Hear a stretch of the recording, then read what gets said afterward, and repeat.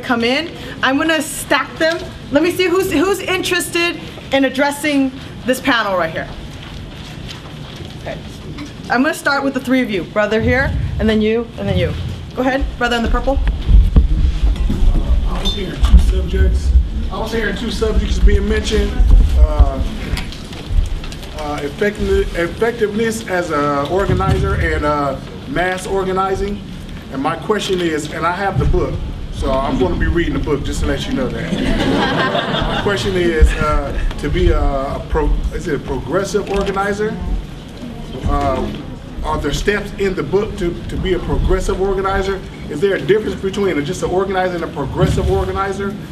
Is it the mass level or is it the effective level? You know.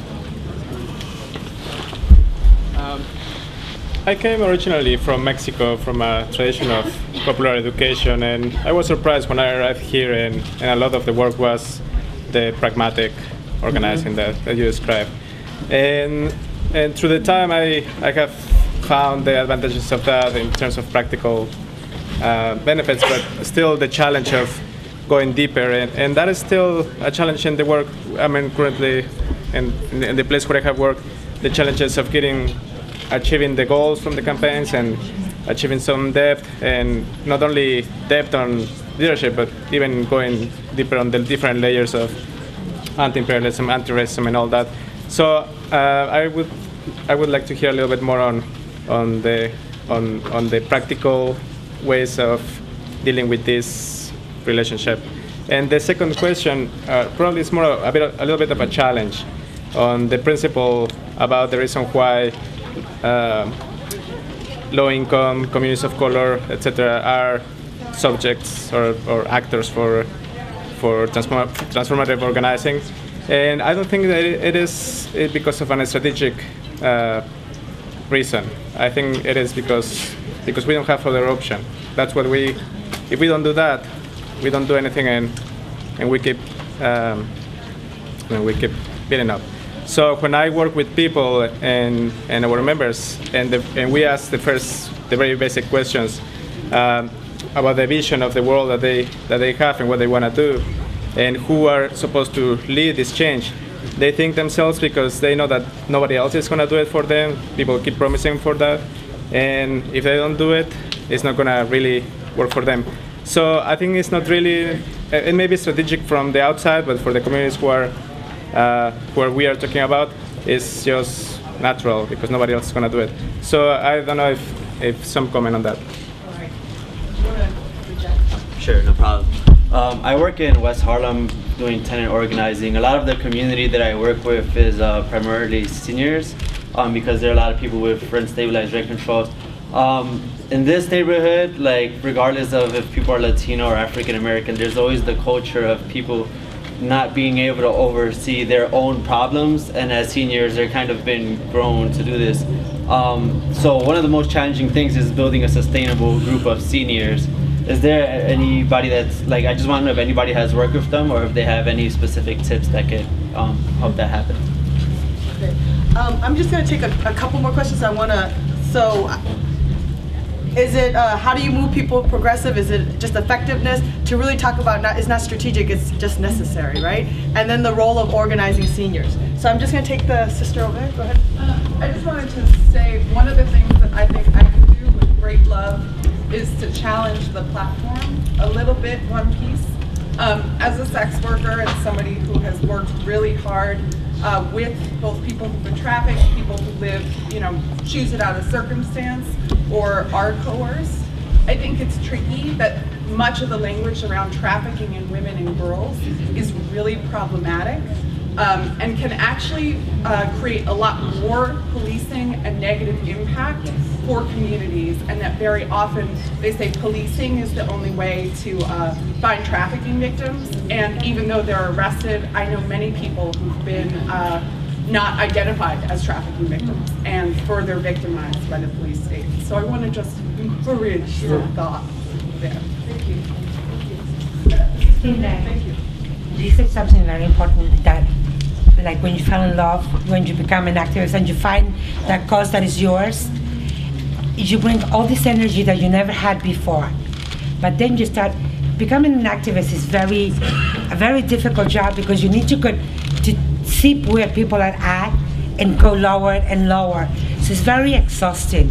So when you were saying, how do we take care of that part? Because when you're in love, it lasts about 7 months maximum. And then you start to hear reality, and then you start to go down. So how is it that you find that medium where you can make it last like a year, so there is somebody else to take over?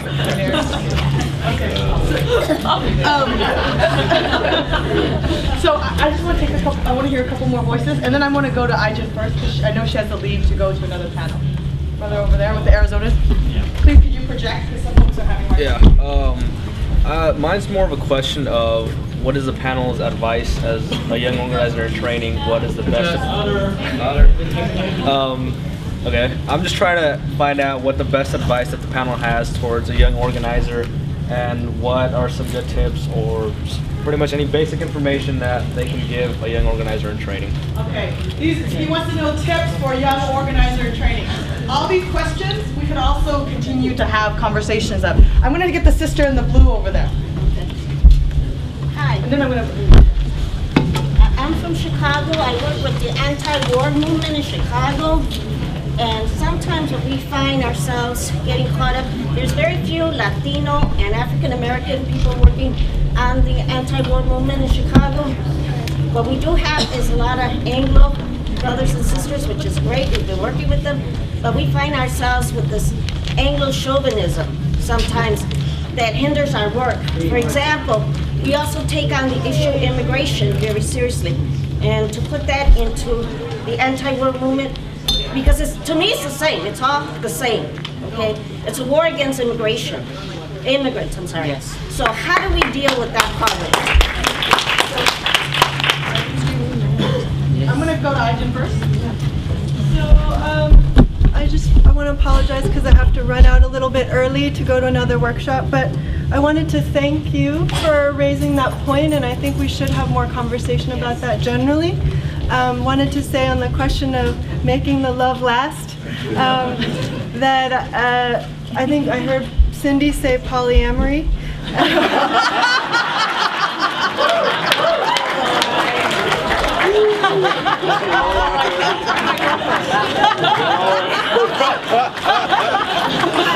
That's one way. But I think that a lot of what Niada was speaking to in terms of the deep practice that you develop on a personal level to be able to reconnect to your sense of purpose, and sometimes taking a step back out of your immediate context. Like I think, in 2005 I went to the Philippines and spent some time training in the movement in the Philippines and just had a whole different view, fell in love all over again. So I think it's just, people get rejuvenated in different ways, but I think it's important to pay attention to that piece. And I just want to say that in terms of tips, somebody asked for tips. Buy Eric's book when it comes out, read it, and he has many other books, all of which I thought were about organizing.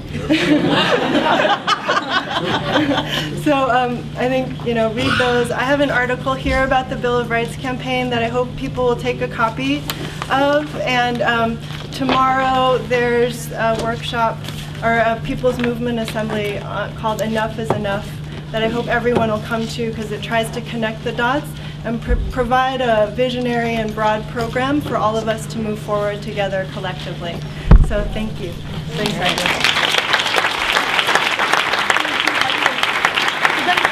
I'm just going to throw it back, so whoever would like to jump up, go ahead.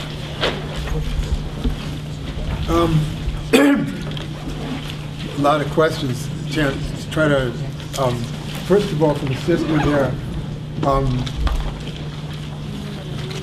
there's some issues I know really, really well, and there's other issues that, I took that language because I care very much. And I wanted to certainly signal that the issue of the traffic of women and girls around U.S. naval bases in particular is something I'm very concerned about. But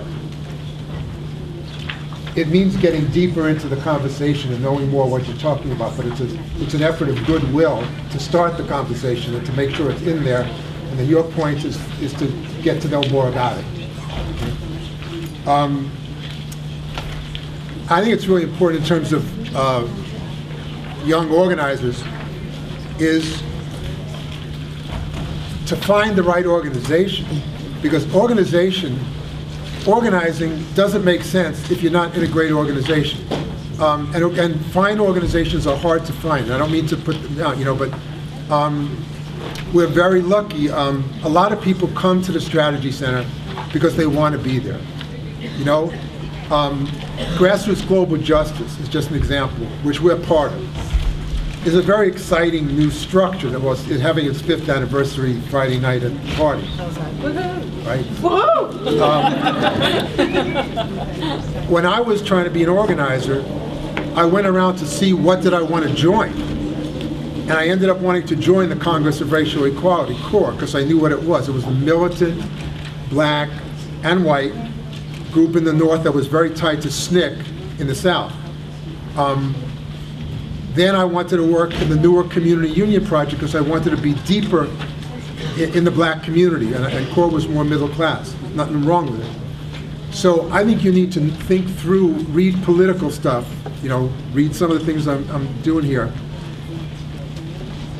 and at least find something that's competent, that's well run, agenda, scope, things like that. But among the many things is very, very well run organizations. So you got to ask a lot of people, but if you don't join the right organization, you won't be a successful organizer in training. So you got to look around. Brother, would you say your question again? How to be a progressive organizer? Effective. Yeah, how to be a transformative organizer and be effective. I just want to know, is there a difference between an organizer and a transformative organizer? Yes, there is. What's the big difference? The difference is that, as Steve said, the essence of transformative organizing is revolutionary organizing. It means that you fundamentally believe you want to change the system from the bottom up. These demands, like freeing the U.S. 2 million.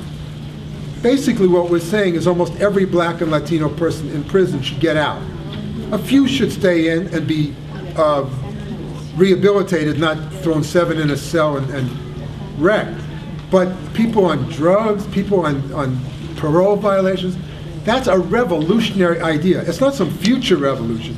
You knock on any door and say you want to let 80% of the prisoners out, and you'll see it in the black community. People are going to go, are you out of your mind? Or they're going to say that's, or at least they'll say that's very revolutionary. And they know we don't mean, overthrowing the government right now, but revolutionary is in the present. So if you like talking about big picture issues, and just one more thing, to make it real. When I'm on the bus, when I'm not going door to door in Newark, it may be the first conversation I'm having with the woman is that the apartment is so cold, the heat has been turned off. I don't say, could we discuss freeing Cuba? I say, it's cold in here. Yeah. How are we going to get this damn heat on? Are we going to develop a campaign for the landlords to turn on the heat? But in the process of getting to know her, in the process of working with her, hanging around in her home, getting to know her kids, something comes up on the TV, I'll comment on it. I'm not waiting to slip in my radical point, because that's just who I am. But if you're not going to get people better bus service, if you're not going to get people better housing, then you're going to have a problem. Then you're going to be one of those groups without a base, because then you're going to be the anti-war group or just against the war. But the work that Leanne's doing, and the work that other people are doing now in GGJ, to develop this Beyond Empire group, Steve's working on it, is very exciting. Because for the woman who was saying it's a predominantly white anti-war movement, we're trying to develop a predominantly of color anti-war movement. It will be very different. It will have no problem on immigration, because many of the people in it will be immigrants. What a concept. So social composition is critical, to me. So I want to I know folks are transitioning, and I want to encourage people to stay for Glenn Beck's nightmare to discuss towards 21st century socialism, right?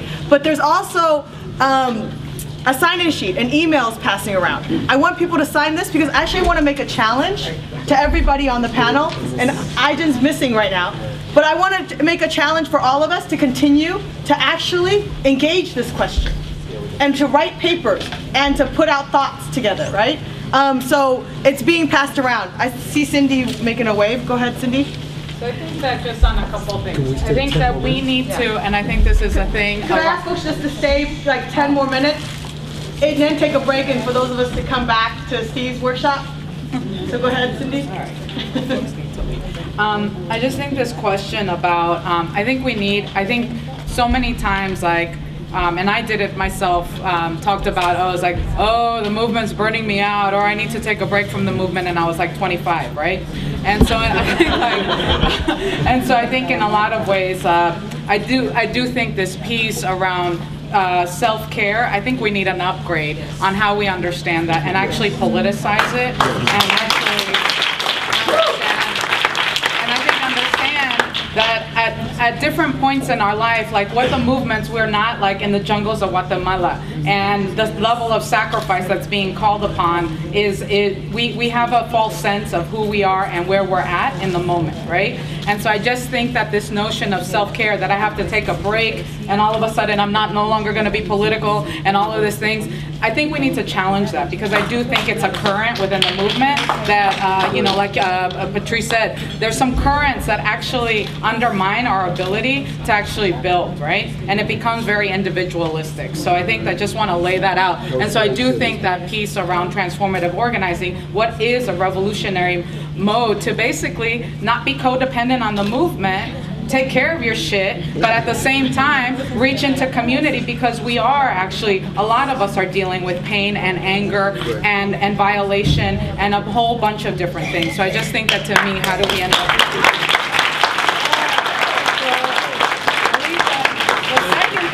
That there is a challenge, and I think that we haven't articulated, and this is probably the first time we've had these probably conversations one-on-ones or among some of us, but I think this notion about not being ashamed of our revolutionary organizing model. And I think that, to me, that's really important, that I think we're trying to then say, after many 20, 30 years of trying to experiment and making a lot of errors, how is it that we still stand on saying, but I think we're on track, right? And I think part of the question is that, to me, there's no such thing as a non-ideological organization or organizer. And I actually just want to put that out, because I think also we have a huge responsibility in this moment to be able to figure out, again, not be commandist and tell people what to do, but also be able to provide a vision of what's possible. And I think that, to me, that's really important for us to debate and struggle out, because I know there's a lot of difference in that. And then I think the last piece that I do want to say is that, to me, not only our campaigns, I think we need to get out into the streets, we need to work with each other, but I do think this question about how, as revolutionaries, we understand how to build a broader front.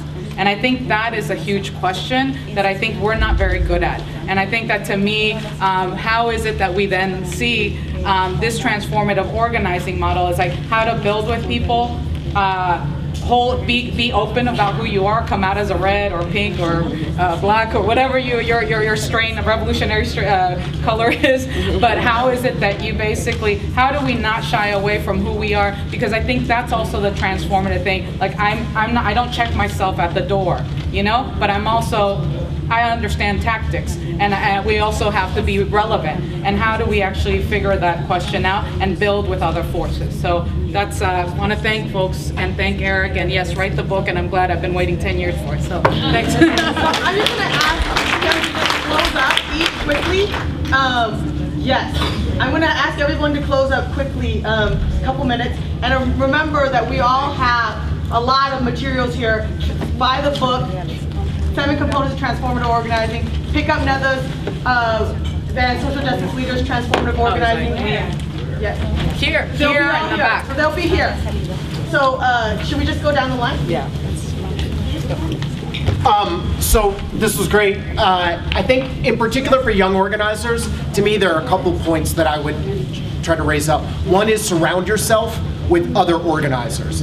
because if you try to go out and do this alone, it will break you down.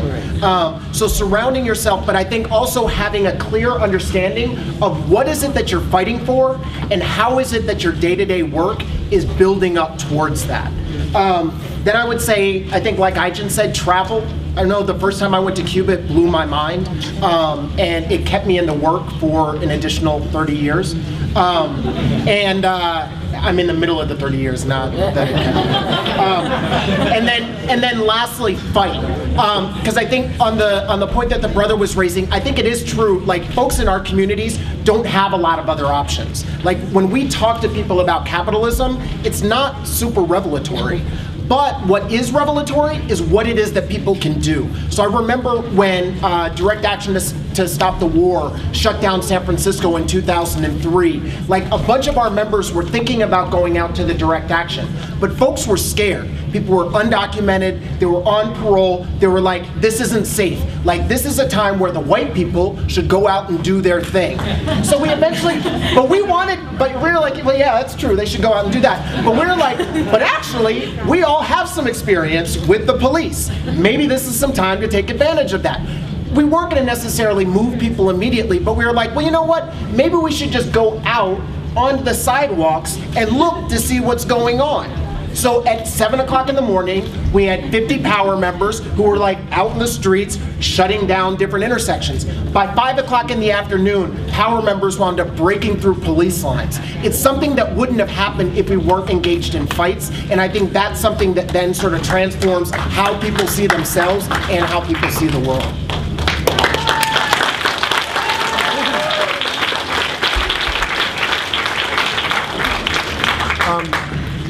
The image, and it refers to a question Steve asked, one of the images that I think is real in the next 5 years is that the left becomes a popular, well-known force in every major city. And it develops libraries because they're going to close down the damn library. It develops food co-ops. It develops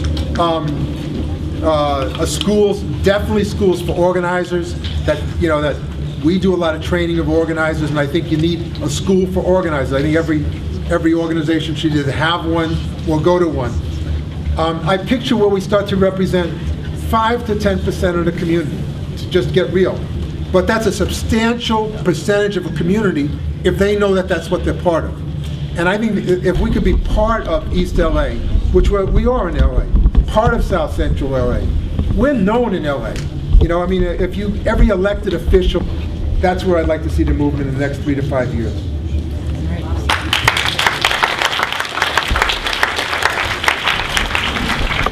I don't have much to say other than thanks everybody for coming. I'd like to stick around and have conversations after this and make sure people buy the book, so thank you.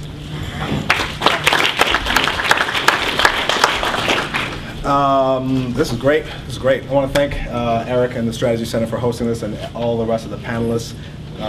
This is the beginning of the kind of conversation that we need to have to really move things forward. So I'm really pleased about that and want to continue in that dialogue. So people were asking about our little book, which is, well, someplace. So Sumitra, passing. Yeah. We got some of them. We've got some of them here. You can find part of it on organizingupgrade.com. Has like the first half of it, and then our website will have it soon. It's sojustlead.org. The other thing that we do have, I was talking about,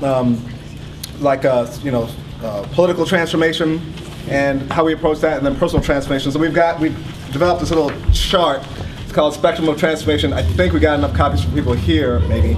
That is something to think about. And then the last thing is, tomorrow there's a number of organizations that are exploring this transformative practice.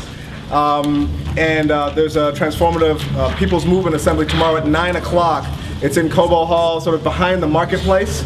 So like in the main area, but behind where all the vendors are. It's from 9 to 12. That'll be a chance for folks to sort of see and explore some transformative practices to sort of get deeper at doing personal transformation work. Thank you. Thank you. Thanks everyone for coming.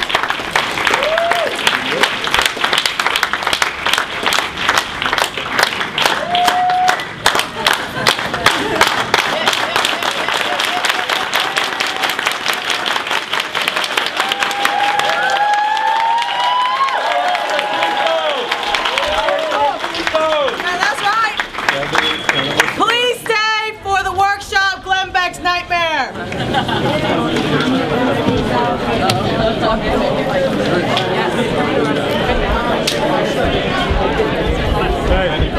Oh yeah, how are you? How are you? Good to see you. How's life? Yeah.